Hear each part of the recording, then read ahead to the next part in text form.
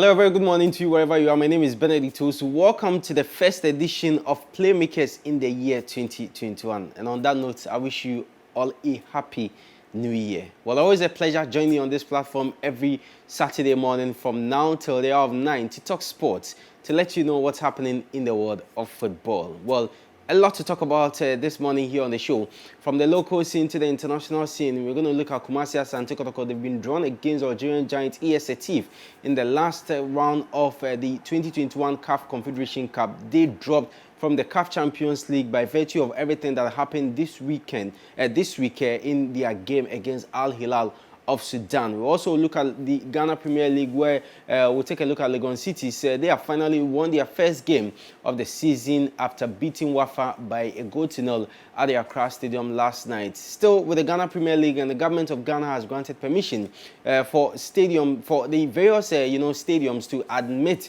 25% capacity for sporting activities in the country. And then CAF has also ruled that just 2 of the 5 candidates for March presidential elections are eligible so far, with President Ahmad not among them. The Black Starlets in action. That's the national under-17 team. They will begin their campaign in the WAFU Under-17 Cup of Nations against Nigeria later today in Togo and elsewhere on the international front. Well, we'll look at the most exciting date in English football calendar.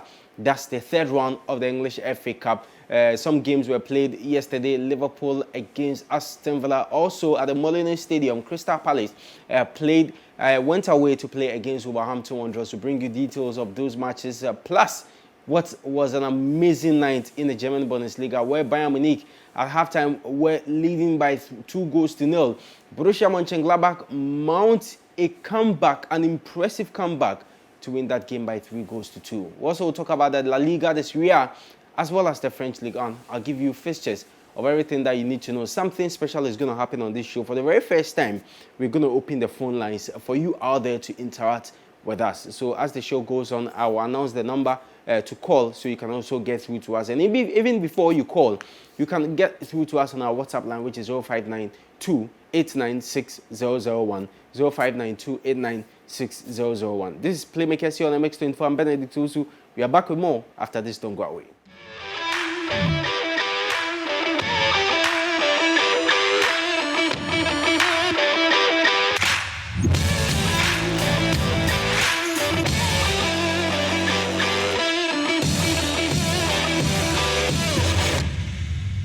Welcome from that break here. We go straight into the action, and we start here from the locals. In Kumasi Asante Kotoko have been drawn against Algerian giants, that's ES Setif, in a playoff of the CAF Confederation Cup. This was after Asante Kotoko were kicked out of the CAF Champions League. And remember, they were supposed to play against Al Hilal of Sudan this week in Sudan. That didn't happen by virtue of the fact that, according to Al Hilal, some Kumasi Asante Kotoko players failed the coronavirus, tested positive for coronavirus, I should say. 7 of the players as well as 4 of the officials. And per the rules of the Confederation of African Football, if you are not able to raise a team of 15 players, you forfeit that game 2-0. So by virtue of that, Kumasi Asante Kotoko were kicked out of the competition. They were not happy about that. They said a lot. They were very vocal about it, but still didn't stand, as CAF confirmed the qualified teams for the CAF Champions League, which Kumasi Asante Kotoko wasn't part, and Al Hilal was part in that list. And then when the draw for the Confederation Cup last round of matches before the group stages was made, we saw Asante Kotoko drawn against ES Setif of Algeria. So that's the story of Kumasi Asante Kotoko. Joining me to do more on this, plus the Ghana Premier League, is James Soa. Hello, James. A very good morning to you, and thanks so much for joining me on the show. And let me just use this opportunity. Felix, of course, joins me first. So Felix Remark joins me. Felix, sorry about that. Thanks so much for joining me. And let me use this opportunity to wish you a happy New Year. I hope everything is fine. Everything is fine. Many happy returns, guys. All right. Thank you very much, Felix. Now, I mean, the Kumasi Asante Kotoko issues and everything that went on in Sudan, of course, as a neutral and as a journalist, for me, it came to me as a surprise. But what I wasn't too surprised about was the fact that, clubs have started taking advantage of this coronavirus, in getting at their opponent. And that's what we saw per what Asante Kotoko is telling us. Because Al Hilal also, when they came to Ghana, made mention of the fact that two of their key players were taken out of the team. They said they are tested positive for coronavirus when the players were negative. Well, I think it's rather unfortunate. Teams have been complaining about that, not just even in this particular game. I think Protocol's first game, their opponents had the same issue, and the game was even called off. Also, the following day when CAF awarded Kotoko a bye in that particular game. And I believe that CAF should take control of that. If it's possible, they should get their own medical doctors for games so they can have the COVID test results delivered to the team. Because if a home team wants to take advantage, all they will do is, I'll take the test, make sure that some key members of your squad have the COVID. Allegedly will test positive for COVID, and then they won't be able to partake in this particular game. So I think that going forward, CAF needs to take control of the test. They have to be in charge, get some neutrals to have the test done. But then you also ask yourself, when Kotoko were traveling, did they do their own test to confirm that if some of the players or management members had the virus? And from yesterday, when I heard Udonyako say, six members of the Kotoko team had a COVID. So why didn't we even have to travel with the team to Sudan for a game when you know that 4 players had the COVID and 2 members of the management team had it as well? So I'll blame Kotoko for that. At least knowing very well before they left the country that these 6 members had the COVID, they shouldn't have even traveled with the team. At least if they had been replaced, they would have been able to raise the 15 players to play in that particular game. And their reason to get to CAF, I don't think will really work. If they are even able to win at CAF, the only thing they might get will be maybe a form of some financial compensation reward, but I don't think that they would be admitted back into the Champions League group stage when already the competition would have been set up. So for me, I think what didn't work for Kotoko, they should have won that game in the first. If they had won by a bigger margin, whatever by the Sudanese would have gotten might not have changed their aspiration of getting into the group stage of the competition. Felix, now they've been very vocal about it. I'm talking about Kumasi Asante Kotoko, to the extent that, as you just made mention, they are planning to go to the Court of Arbitration for Sports. They've not actually exhausted the process at CAF, but they want to go through to the Court of Arbitration for Sport. But yesterday, when the draw was made for the Confederation Cup, and it happened that they're going to play against a team, I mean, from where you sit, one would say that they should just focus and see what they can do for themselves in the CAF Confederation Cup and let this go. Oh, I'm sure that is what management will do. They have every right to go to the Court of Arbitration for Sports. That is their legal right, so they can go there. But then what happens? You also need to concentrate on the Confederation Cup. But I have been saying that if you have to be very honest and truthful, I don't think any Ghanaian Premier League team have the ability to play in any of the CAF interclub competition. We are not ready. We are not ready because I don't think we have any club in Ghana that has a team to compete with the rest of Africa. We don't have, and the reason being that we don't. And the reason being that we haven't had a consistent Premier League season for getting like close to 3 years now, and that in itself, would some way impact on your participation in Africa. Secondly, we don't even have the financial means to compete. If you look at Heart and Kotoko, would you honestly say that they can compete with the Algerians, the Moroccans, and all the Egyptians, or even the TP Mazembe, the Orlando Paris, the Mamelodi Sundowns? I don't think we've gotten to that level yet. And sometimes, if you look at the structure of our football calendar, you go, Kotoko plays Sakif. Sakif are currently in the Algerian Premier League. They played even more games than we have done in the Ghana Premier League. So sometimes we enter into the competition without playing a lot of games in our local league, and that will be to a disadvantage of our teams. And I'll be surprised to see Kotoko qualify to the group stage. I have to be very honest with you. I was even thinking that if they had gotten a team in South Africa, let's say maybe Paris or maybe sorted from Burkina Faso, it would have been easy for them in terms of travel arrangements. But sometimes when it is very simple for you to travel to your host team, it sometimes becomes an advantage for you. But then you need to go to Algeria. They might even want to go to Ethiopia before going, or maybe to Italy before coming to Algeria. And in this period of COVID, sometimes the travel alone becomes frustrating for you. And then also when you are playing the first league at home, it is very, very difficult. What might work for Kotoko is that now government is 25%, funds to allow into our stadium. I just hope that if even they can apply to government to make it 50%, because Kotoko really need the funds for them to get a good result. They should learn from the last game that they played at Accra Sports, that if you want to make an impact in Africa, your home games are very, very important. And you don't just go and win by a goal or even sit at home and concede. You need to win at least by a 2-goal margin. And this is a protocol team who have only, scored, who is finding it difficult to score more than 2 goals in the Ghana Premier League. And then you come up against the top leading team in Algeria. It's going to be very difficult for them. But I just hope that they learn. They don't have a substantive coach. They've brought in over 11 players. They have their own management issues. It's rather tough for them. And I believe that maybe I wish for them to qualify and get into the group stage, because I would love to see Ghanaian teams starting to get a lot of the coefficient points. Because it's hard time that Ghana gets 2 representatives in the Confederation Cup and 2 in the Champions League. But as it stands, we have a very long way to go.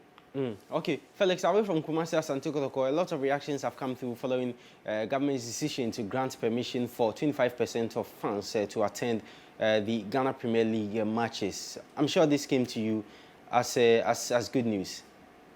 Oh yeah, it was a good news. But you see, initially when government said fans were not supposed to go and watch the games, we were deceiving ourselves, because you could watch games on TV, you watch Accra Sports Stadium, you see Asofo fans celebrating. I just know, where are they coming from? You go to Beijing, the same thing, even in Doma. Almost all the league centers had fans coming in and watching games. You ask yourself, so why don't you just allow them and make sure that the protocols have been adhered to? So for me, it is good news. At least the club financially can get something to support whatever they are getting from StarTimes, and then what they got from CAF, and then government as a COVID relief. So it is good for them. And I'm sure that the footballers themselves want to have supporters cheering them on whilst they play their football. So financially, it is good.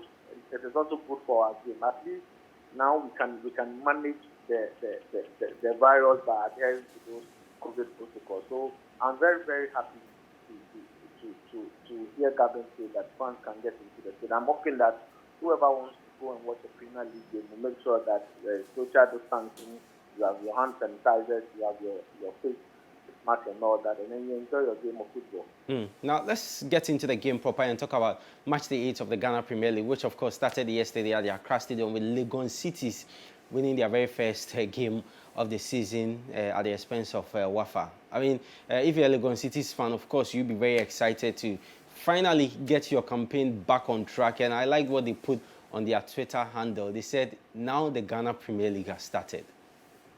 Well, they can say that because that was their first win in over 21 league games. If you take it back to the truncated season, they managed, and it happens to be Wafa. The last time they won a league game, they beat Wafa by 4-1, and then they got a win against Wafa again yesterday. But then they have a problem because they're not scoring goals. They haven't scored from open play since the start of the league. All the 2 goals they scored in the league has come from the sport. And this is a team that has Baba Mahama, they have a half-fitter Samoajan, there is Nicholas Jan, who was once the top scorer in the Ghana Premier League before leaving for Ethiopia. They have the players, they have the squad. And I've always been saying that it will be tough for Bashir Airport, but if somebody should get them out of their mess, Bashir would be the one to do that. He wasn't in charge of the transfers. So when you come in and you don't have a say in the players that came into the team, it will always be difficult for you. But I just hope that they would, quickly put themselves together, because this is a season where you don't know what might happen. And for Lagos, if you come out and do proper branding of, your team and all that, and then the team is not performing, you might as well take that banning into the Division One league. So they really need to speak up. I wasn't impressed with their game yesterday. Everybody was complaining about officiating, and hardly do you see Wafa complain about officiating. So when you have them complaining, it means that officiating didn't really work for them. And for Lagos, if you sit in Accra, you are playing Asopol, you are playing Inter-Allies, Great Olympics. Most of the teams are in Accra. So if you're not winning your games in Accra, it's difficult for you to go to the chairman and wanting to win a game, or Doma, or maybe Sapa at the Akron Park. So they need to start winning games, especially at the Accra Sports, where you have a lot of teams playing there. But for me, good win for them. They can build on that into their match with 9 days. Well, your brother has joined us via Zoom. That's Jim Soa. So let's welcome James, who's joining us via Zoom. James, thanks so much for joining me, and Happy New Year to you. Charlie, good morning and many happy returns, Benedict. Okay, so let me bring you into the discussion and let's talk about the team of the moment. You know the team of the moment, Accra Hearts of Oak. Now they go away to play against Omina Sharks. I was at their training grounds and had the opportunity to speak to their coach, Costa Papic, and he was telling me the same thing that he said after the game against Bechem United, that, you know what, I mean, forget about the 6-1. He thought that they could have even gone ahead to score more goals. And going into Omina Sharks, you think that they pose any threat to the team of the moment?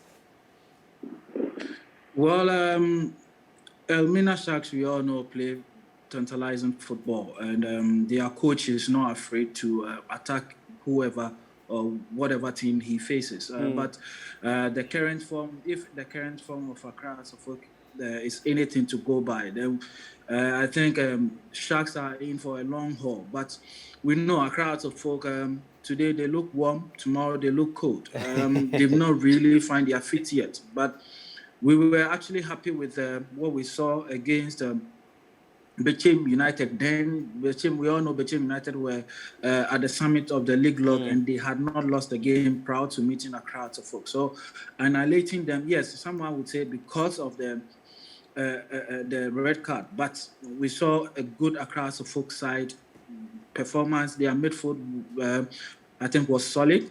Defensively, they were very good, and then the attack, which I might say, even though they scored 6, I wasn't impressed with some of the final decisions, like Daniel Banya, Efrige, and Co. Their final decision in the third half of the pitch. But I think Papic is an experienced coach. He'd seen it, so it's something that he will greatly work on. Well, he says he's going to miss the services of some key players. And Felix, I mean, if that is going to happen, you think will have any effect on the Phobians? Well, I didn't hear the question there. So I was asking, Papic mentioned that he's going to miss some key players in this very game against Omina Sharks. He said Manaf, who for him has been very good since he took charge of the team, will not be available. Say he picked up, he has malaria. Other key players he mentioned, he says Obin Jr. also is not fit and is not likely to start, but he was excited the fact that Larry Sumaila has started training with the team and is likely to play in this very game. And I'm asking that if for a coach thinks that he's going to miss some key players, you think that's likely to have any effect on the team going into that game against Omina Sharks? Oh, of course it will. It will. When every team misses key players, it surely affects the rhythm, especially when Papic is coming in. He didn't start the season with the team. He wasn't in charge of preseason and all that. He was actually trying to build the starting 11, get to know the players. So when a player comes in and goes out injured and all that, it affects his rhythm and his plans for the team. But another thing you realize from this Pacific team is it looks like every player at the team, it's more like a fresh start for them. So they really want to improve.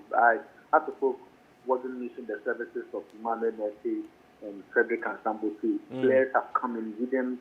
Then Papic has said he's not a defender.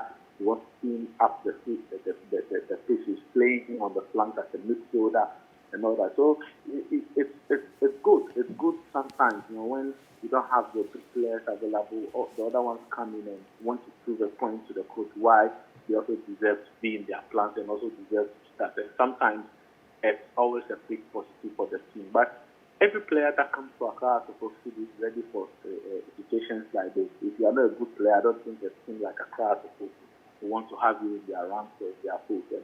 And I believe that whoever gets to start or whoever gets to be on the bench when they come on will make an impact in this particular game. I've always loved how to put Elmina Shark. It has always been a very, very good game. I quite remember about 2 seasons ago when Atofoko won by 2 goals to United. They play very good football, and if you look at the way Atofoko is playing, they are improving. They are improving game after game. In their game against King Faisal, where they won by 2 goals to 1, because they never did that space, even though they didn't play well. And then against Bichim, I won't factor in the red card because Bichim was very, very indisciplined. Atofoko took advantage of that, and then they scored some very, very good goals. But I must also say that credit to Odum. Odum did a very, very good work with the team in pre-season because this Atofoko team very, very fit. They look very, very fit. They don't get tired even after 90 minutes, and that credit must be given to Odum. And Patrick is building on that. I have a strong feeling that Atofoko will be in the top chasing for the title to the end of the season, and that clearly will start from the game against Sharks tomorrow afternoon. Okay, all right. Thank you very much, Felix. But I mean, James, are things that really bad at Dreams FC? Well, I think Dreams FC they were let down by the fact that Karim Zito had to go to the national field to take up the under-20s. We cannot downplay the efforts of Winford Dortmund, but I think at a point we realized Winford Dortmund was struggling with his selection and then with his tactics. But with them appointing a new head coach, I think it's about time they restart their season, because they are a side that one of the sides that really bought well. They did not just buy new players, but actually they augmented the players that they already have in their fold. And they've played for quite some time now. At the point we thought Dreams FC were going to mount a title challenge this season. But early days yet, it's about time they pick themselves up from the ground and then start working. And with their new coach, the Serbian coach, who already know the Ghanaian terrain, I think they will be able to make something out of it. We shouldn't write them off, though, because we realized they play good football just by the fact that the results were not coming, and they were able to pick some good results on the road, which going forward will be able to help them. They need to remake their home turf a Waterloo again for teams, because it appears teams are gradually crawling to dominate them at the WUPAC. So the manager that James is talking about is Vladislav Beric, who is from Serbia, and he is taking charge of Dreams FC. Guys, briefly, before I take leave of you, the Accra Great Olympics Ashanti Gold game for me is my match of the weekend. Briefly on that, I'll start with you, James. Well, Accra they've not done. Yeah, I was talking about the Olympics Ashanti Gold game. Sorry. Great Olympics, they've not done bad at all. And this season, they've really impressed a lot of clubs, because going back to the previous season, the truncated season, how woeful they were and how patchy they were, and coming back strongly into this season, actually nobody gave them any chance of being at the position in which they are currently. So for them to be where they are, it tells you the kind of work that has gone into their team. And we shouldn't forget that these guys, they've played for quite some time. About 70 to 80% of these players, they've played for more than 2 seasons together. So the telepathy is there, the understanding is there, and then the player that needs everything together nicely for them is their skipper, Gladson Awaku. Yeah. What a player, what a season he is having. I think against Ash Gold, it's going to be a very cagey game, but we realize that Ash Gold, they've been on tremendous ascendancy after their exit from the CAF Confederations Cup, scoring for fun, especially when at the Lane Clay. And today's game is going to be one hell of a ride for Accra Great Olympics. The last time they played Ash Gold, it was 3. They considered 3. That was the truncated league. I'm yet to see what will happen, but at the Accra Sports Stadium, I think it's going to be a very, very dicey game for the Miners. And Felix, James loves his Accra Hearts of Oak to the extent that even if when he's talking about Accra going to Olympics, he still refers to them as Accra Hearts of Oak. But I mean, they are coming up against a free-scoring Ashanti Gold, and we also know what Olympics have been doing this season in the Premier League. You think they have a chance against the Miners? Hello? Yes, Felix. Oh, yeah, I think so. One thing about Great Olympics is they are playing very, very, very well, and they don't have a lot of pressure on them. Everybody expects them to be relegation, bound. So they are giving it. They've beaten Kumasi Asante Kotoko. They've gone to the Akum Park in Tapa, drawn against Midiama, and then even in their game that they lost against Liberty Midiama Professionals. Stars in Doma, they did very, very well. And trust me, Glaston Nawako and Anon Walker, they are really getting this team on board. And it will be very, very difficult for Ashwood Amatu, because if you look at Great Olympics, they have nothing to lose. They have nothing. They are playing with a very useful team. They want to take everybody in the league, get to a point where you have to take them serious. And I believe that this is going to be a very tough game for the Miners. We shouldn't be surprised if Oli does wonders in this particular game, but I will go for a draw in this game.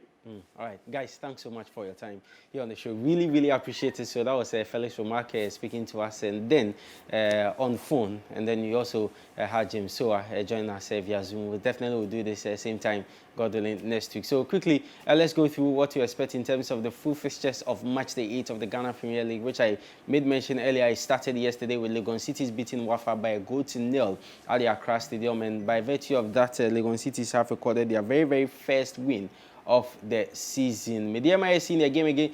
We'll take on Diana Stars this afternoon, and then we'll have Bechem United King Faisal at the Bechem Park. Great Olympics will be at the Accra Stadium tomorrow to play against Ashanti Gold. Bekum Chelsea at the Golden City Park will take on Inter Allies. 11 Wonders Karela will happen in Techiman, with Dreams FC back at the Deo Park to play against Ebuson Dolls, and then Elmina Sharks will take on Accra Heart of Oak at the Elmina Stadium in Elmina. All right, so we'll go for our next commercial break. When we come back, I'll introduce you to my guest and we'll do more on the international front. Don't go away. This is Playmakers here on MX24.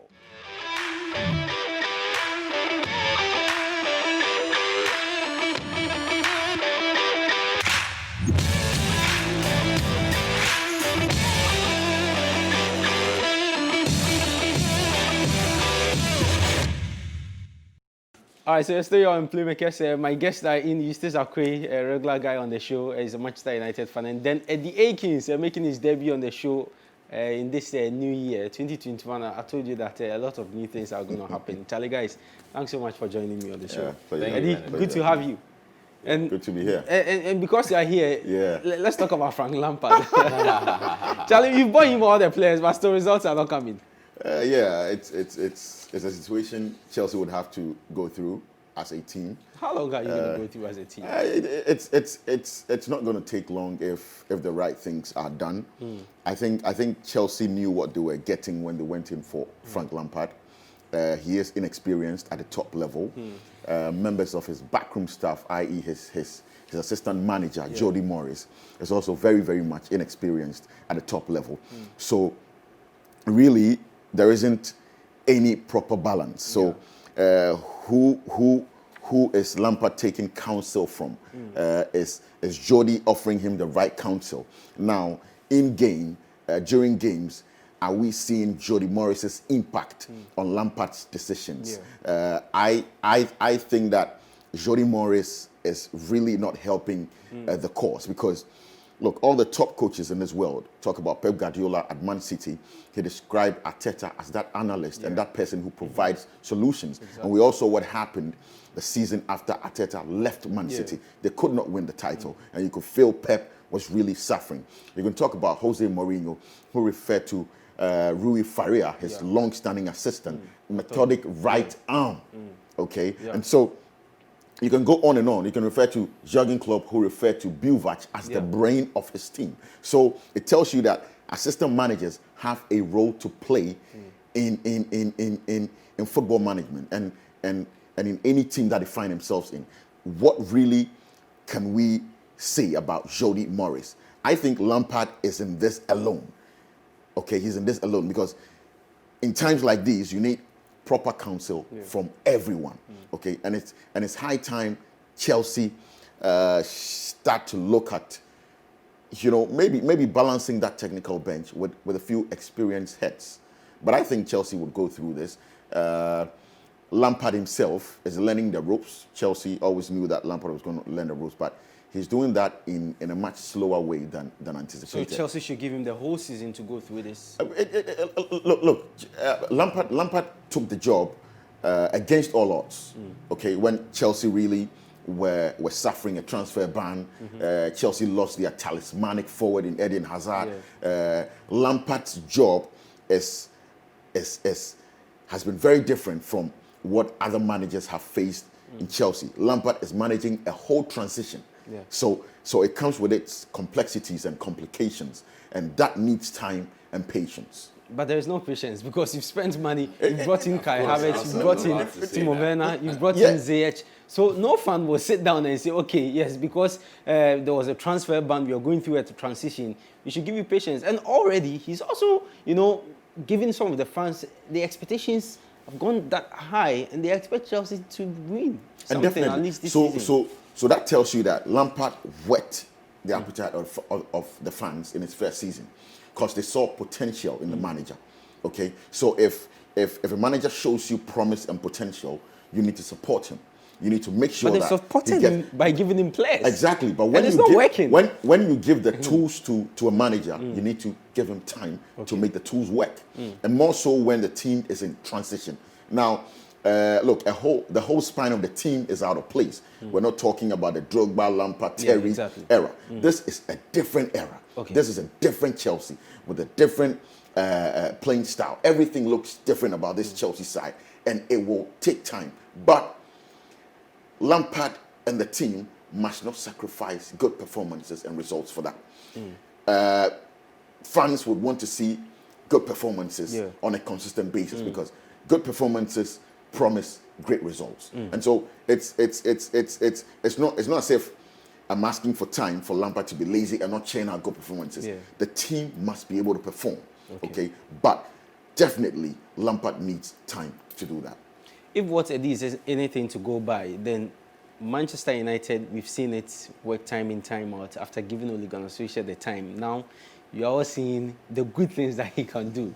So you agree with Eddie, based on the analogy I've given you? Frank Lampard, like he said, he's given all the stats about him, the bio data, and he's inexperienced. And as a manager, as he's coming, I think that the wrongest thing about his transition is that he demanded for quality. He did fine in his first season, I mean, with the Tammy Abrahams and the transfer ban and everything. But once the window was opened, and then quality was assigned to him, he had the Timo Werner, Ziyech, and all those guys, Havertz. I mean, he's gotten the lesson. He's gotten to realize that it's not about having quality players. It's about building an identity and then a team that will gel. And obviously, the denominator in that is time. He needs time, and Chelsea fans are saying he doesn't know what he's doing. He's Lampard out, and I know sentiments and emotions are high because everybody wants to win every time. But I think every team these days, I mean, we have to take a cue from Jurgen Klopp and Liverpool because he was given time. Initially, he was a bit inconsistent. We saw the same thing with Ole. But I see why you cannot compare the Chelsea situation to that of Liverpool. When Klopp came in, he was not given the budget that was given to Lampard. Exactly. He was not given the players that has been given to Lampard. Higher quality, it makes it different. So Lampard has been given players to transition the team into a championship winning side. The quality of the players are high. Benedict, it doesn't automatically mean that the time frame for them to gel will become shorter. It doesn't mean that because, first of all, up till now, I think Lampard still doesn't even have an identity. He doesn't know his starting 11. I mean, injuries and other factors have accounted for that as well. But he complained about the goalkeeper. He got Mendy. I mean, I think there's still a question mark in centre back, even though Thiago Silva is there because of the age, the pace, and the number of matches he will be able to feature. You look at the midfield, he has. But what's the identity? What is our basic system? What are we doing? You understand? He seems lost, and in games where he's found out, in-game management, you see that he finds the like. That's where I agree with Eddie when he talks about the assistant manager. I mean, they are looking from behind, and they should be able to come up with a plan. Because once you are able to map Frank Lampard out of a game, that's it. He has no answers. So he himself needs to develop as much as the team needs the development. So I think, yes, it will be rash to get Lampard out immediately because you bring a new coach and then he starts the whole process all over again. Man United, I was one of the people shouting Ole out. But they've been patient with him. He's still not consistent enough to the level I want. They've been patient with him. I still have faults with his with some of his decisions, like letting Odion Igalo leave and all those things. But at least he's a coach who has, I mean, he's been rugged against Pep, against some of the top opposition, and you can't say he's performing as poorly as Lampard is. So at this point, you're very okay with Ole Gunnar Solskjaer? I'm not okay with him. Benedict, trust me. The man cannot win us championships. I mean, he's lost 4 semi-finals. On top of the league, if you're able to beat Burnley, If is a big factor. Ole is that guy you want to get rid of. He gives you a good run of performances. Oh, he's the man for the job. He casts away the doubt. You give him the opportunity, and then he makes the team look so mediocre again. But Ole is learning. I feel that he's picking up lessons here and there. And then, in as much as I wanted him out, I think that given time, there's a vague possibility that he will be able to carve something out of this. He can't keep on losing semi-finals forever. We saw the number of finals Jurgen Klopp lost before winning his champion. It is a learning process. And once you are picking up lessons along the way, there's nothing wrong with disappointments. So Frank Lampard, I think, should be given a bit of time. The Abramovich and the Chelsea board should not. I mean, what's the point? Who are you going to bring in? What is he going to start? Arsenal have been very patient with Arteta. Yeah. Look at the results. Any other team would have asked him. But they believe in the potential of the man, and they know the quality available to him, the players, and he has a project, he has a plan in place. So I think even Arsenal fans should be patient. I mean, and just to add to what he said, I think it's been rumored that there's a clause in Lampard's contract that he's not going to be sacked till after 2 years. So it points to the fact that the board on appointing Lampard knew that he needed time and he needed some ambience to thrive within, and that's what they need to do. They need to look at the potential of the manager. They need to look at that technical team and see what they can do to that technical team. Because I believe Lampard has got potential, but the quality of the decisions pre-game and in-game really have been poor, and that is not entirely down to Lampard. Yes, the buck stops with him, but that is not entirely down to him. You can point to some of his signings, like Chilwell, like Thiago Silva, how they've really seamlessly fitted or slotted into the team. Everyone is talking about Thiago Silva's impact. It tells you that really Lampard has done some good things, and this is the time that Chelsea fans have to believe in the manager and believe that there is a project ongoing at Stamford Bridge, and that project needs time to thrive. And at least I can tell you that Chelsea later today will win their game because they are coming up against a lower tier side in the FA Cup. That's Morecambe. Of course, they will fancy that one. So the fixtures of the FA Cup on your screen. Yesterday, 2 matches were played. Liverpool went away to beat an under-18. A strong Liverpool, experienced Liverpool went away. Initially in the first half, they were struggling. They had to take the likes of Thiago to come on to change the game for them to beat Aston Villa by 4 goals to 1. Wolverhampton Wanderers beat Crystal Palace by a goal to 0. So we'll have Everton, Rotterdam United, and then Stevenage will come up against Swansea City. Andrea, you will play in that game. Stoke City, Leicester, Arsenal, Newcastle United, Brentford, Middlesbrough, and the Manchester United, Watford. And let's stay with that. Okay, so Southampton, also Shrewsbury Town happening in the FA Cup. So these are matches to expect today. The other games in there, I've talked about the Chelsea, Crawley, Leeds United, Manchester City, Birmingham, Marine, Tottenham Hotspur, and that's a historic game. So Marine is an 8th tier side in the English in England, and they are coming up against a Tottenham Hotspur team. Their stadium is very, very small. It's not even a standard stadium, but they are still going to play against Tottenham Hotspur. Newport County, Brighton and Hove Albion, and the Stockport County also will come up against West Ham United. And that brings me to Manchester United. Eddie, I mean, Away from the FA Cup, you look at Manchester United in the Premier League. Recent results, making it very late at the expense of Wolverhampton Wanderers. The other game they played against, which team was it? The last game, which they got a result. And now, if they're able to win their next game against Burnley, they go top of the Premier League. Are they genuine title contenders? Title contenders, I don't think so. Maybe title deciders. Yeah, maybe they might decide who wins the title. Just like Chelsea did last season. That is to say they'll be in the mix for a long time. But there are clear signs that Ole Gunnar Solskjaer is beginning to understand this United team, is beginning to understand what this United team needs to thrive. We can see that from his selection. He's beginning to pick the right midfield combinations. He's beginning to pick the right combinations in attack. And he's starting to give them some consistency by selecting them, consistently and trying to build relationships and rhythm all over the pitch. So he's ticking some very good boxes as it stands, but I do not think that United are genuine title contenders. I don't think they're going to win the title anytime soon or even this season because they are still some way short of having the right mix. You're talking about a title-winning team having a defensive leader, a midfield enforcer, a midfield goal scorer, and a dependable striker up front. These four boxes really have not been ticked rightly by United. They still need to work on this team. It's a work in progress, but there are signs. Their players are growing in maturity and experience, even though some of them are quite young. They've been playing at this top level for some time, and clearly it's beginning to translate into performances on the pitch. Last season, they were hugely inconsistent for most parts. Can they beat the teams, in mid-table and make sure that when they play the big boys, they're able to make certain results? If they can do that, they should be in the mix. But winning the title, really, they're still a way short of that. But at least on Tuesday, you go top of the league. Well, against Burnley, definitely. It's going to happen. It's going to happen. Benedict, allow me to be optimistic for once. I've always been the one shouting that Ole is not the man to get the result. But I think temporarily, it will feel so good to be on top of the league because it hasn't happened in so long.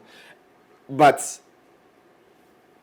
you look at the whole vibe of the team, Manchester United right now. I mean, even though, everybody's waiting for us to make a mistake so that they can troll, they are back to default settings. But like you rightly said, the balance of the team seems to be taking shape really nicely. The introduction, we're all screaming. I'm sure the old guys like Scholes, Giggsy, and the rest must have spoken to Ole. We're all screaming for a natural centre forward to be acquired, and it came in the person of Edinson Cavani. There were doubts about his injury record and everything, but he's coming and he's been a good target man. I mean, Bruno Fernandes has been able to give more assists since Cavani's been in there because we all know, I don't want to speak about Anthony Martial as a striker, but we all know he gave us virtually nothing in that position.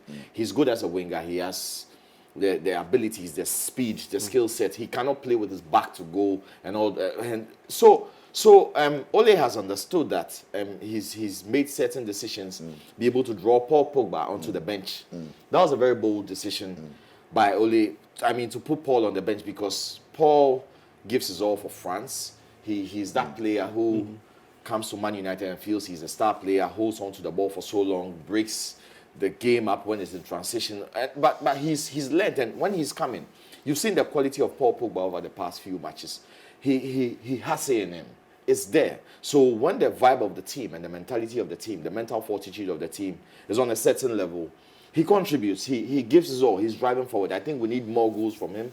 The introduction of Bruno Fernandes has been the key moment for Ole. It has unlocked the attack. We are not scoring as much as we should because can you imagine if we had a prominent centre forward, somebody who was scoring maybe 30 goals? It would have been brutal. So the team is not there. We are not cut out to win the championship. We'll be happy to be on top, but we won't be eager to call it a title race yet. But Benedict, let me play host for a few seconds. You can. Can you imagine this United team without Bruno Fernandes? Signing of the decade. Okay, so is there a growing over-reliance on Bruno Fernandes? I think so. Yeah. Is it a good thing? It's not because that if in he itself gets is not Because good. if Bruno If is he out gets of the Because team now, if Bruno is out of this team now, they will struggle. Yeah, we Bruno can't was call the on Jesse Lingard. there'll be a whole mental shift. But what's happening to Van de Van de Beek is quality.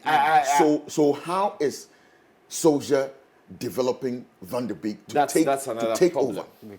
Is he over relying on Bruno? Because look, Bruno definitely might burn out at some point. We saw him sometime last season when he suffered burnout and he was off color. Okay, and right across town at Stamford Bridge, Chelsea's bad run of form coincided with Hakim Ziyech's injury. Don't even go far. Just look at their game they played against Manchester City. Yeah. Bruno was off, the team was off. And the team exactly. was off. So it's like United are really on a knife edge. They're riding our luck.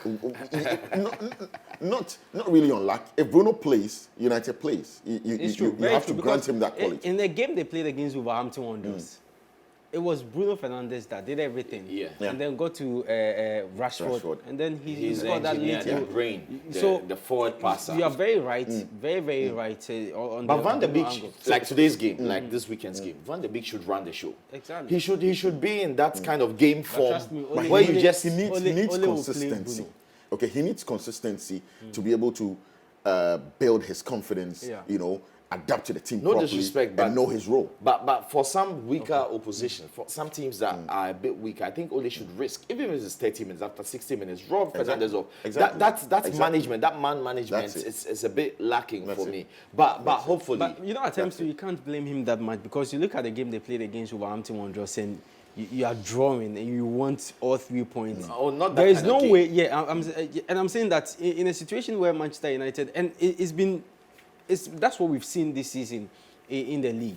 That Manchester United always are trying to get results in games. They go behind it's not most as if, of the time. It's not as if you are leading by 3-0 or 4-0 where you say, oh, Charlie, I can now bring in Van de Beek and take the likes of Bruno Fernandes.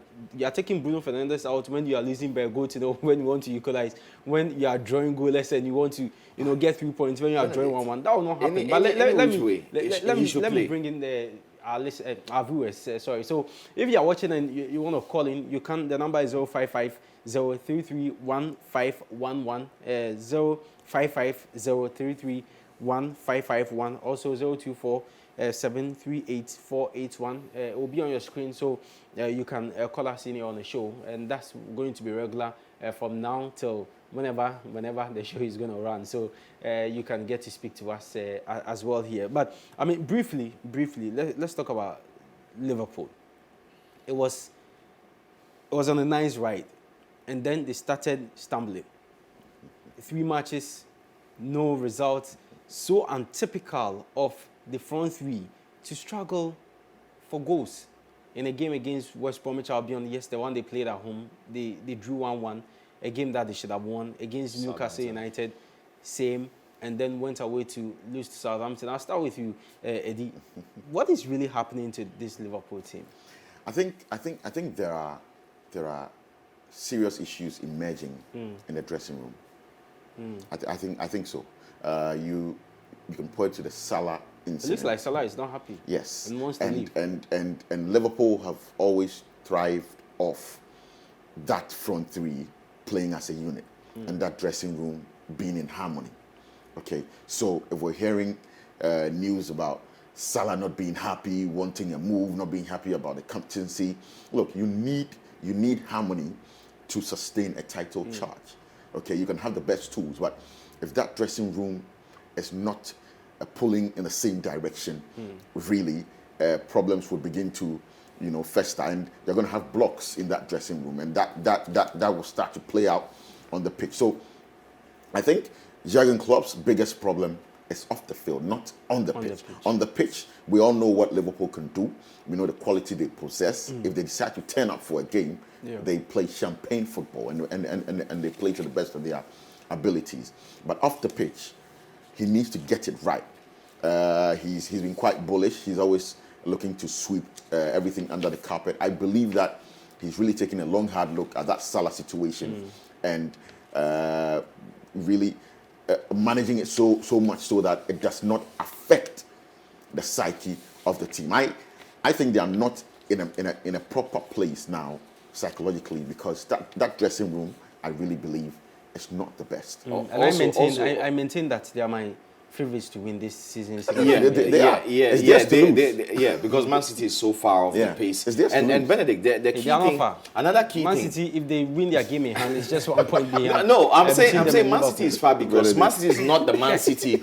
They are not Man playing. They are not City. playing. They are not playing at the Begging. tempo. They are not playing at the tempo we know them. Look at the number of goals scored and then the goals conceded. Yeah, You look yeah. at their statistics and Yeah. I mean, they are lacking a But number they're beginning 9. to build momentum. They're lacking a number 9, so obviously they are short of goals. They are not scoring the 4-5s as we know them. They are not putting that fear factor around them. So people actually attack Man City. Now, the case of Liverpool, although there are dressing room problems, I think the second factor is that teams prepare well against Liverpool these days. I mean, you have to give some credit to the opposition Okay, as well. let's quickly pick our caller. David is calling us from Sinyane. Hi, David. Good morning.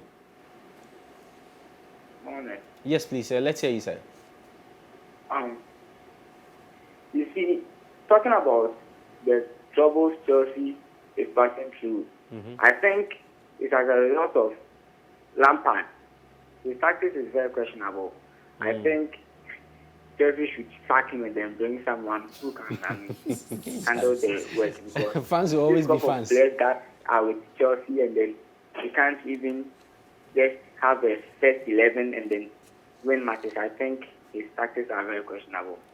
Okay, thank you very much, David. So David thinks that Chelsea should get rid of Frank Lampard, but you were making a point. Yeah, I was making a point that the wrap up. credit, we should give some credit to the opposition because look at the setup of Southampton the other day against Liverpool. Like tactically, when you want to win the title, they had that drive. But defending it is much more difficult because teams prepare better against you. So yeah, even though they may be off color a bit, but I think people are preparing well against them. So we might not be seeing them winning 3-4, 5-0. It will be tight. I mean, for the first half, you saw what Aston Villa tried to do yesterday. You come in, but briefly, let's pick someone who is calling us from Obuasi. Hi, Sammy. Thanks so much for joining us. How is Obuasi?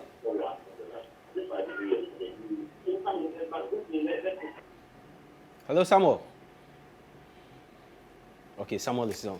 I think you would have to throw in the impact of coronavirus as well.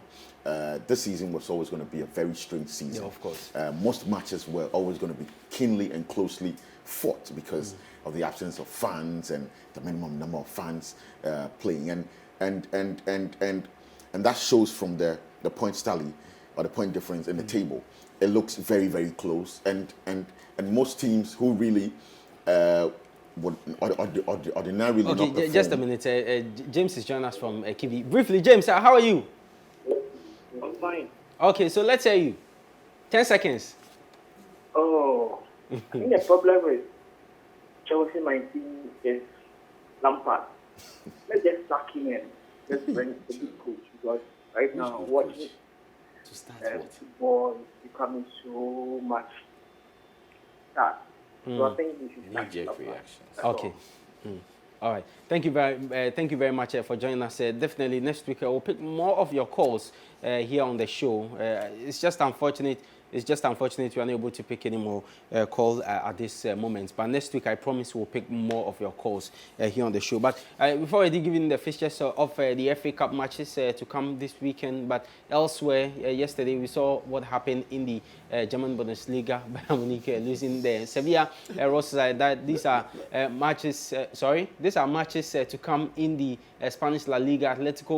Atletico Madrid will come up against Athletic Bilbao, and then Granada, Barcelona, Osasuna, Real Madrid, Levante, Eibar, Cadiz, Deportivo Alaves, Elche, Getafe, and then Valladolid will take on Valencia with Huesca in their game there. And then for the Serie A, Benevento, Atalanta, Genoa, Bologna, AC Milan, Torino will have Roma, Inter Milan, Verona, Crotone, and then Parma, Lazio, Udinese, Napoli, Fiorentina, Cagliari, and then Juventus, Sassuolo, as well as Spezia. Borussia Mönchengladbach yesterday beating Bayern Munich by 3-2. What a game that was. They came from 2 goals down to win that game.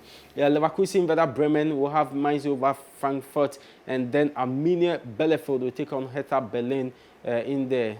A lot of matches to come. French Ligue 1 as well on your screen. So make meaning out of the fixtures. Guys, thanks so much. But briefly, 5 seconds. Do Liverpool need a centre-back? Eddie. How close is Van Dijk from returning to his injury? Well, From- Klopp from says his he's not injury? going to give a timeline, so we don't know. Yes, I think so. I think Liverpool. So they have to do buy a need- centre back yeah, in this window. Yeah, Of course, definitely. They do need. They do a need. centre I back. mean, not world class, Yeah, but somebody that yeah. can hold on. A Fabinho should be. capable. Fabinho should be let loose from that. Because their last game he's done they a played, fantastic job. Their last game, they used midfielders as centre backs, Yeah, and it was woeful. Well, guys, thanks so much for joining us. Definitely, we'll do it the same time next week. That's how we end the show. My name is Benedict Owusu. Have a wonderful weekend. Bye-bye.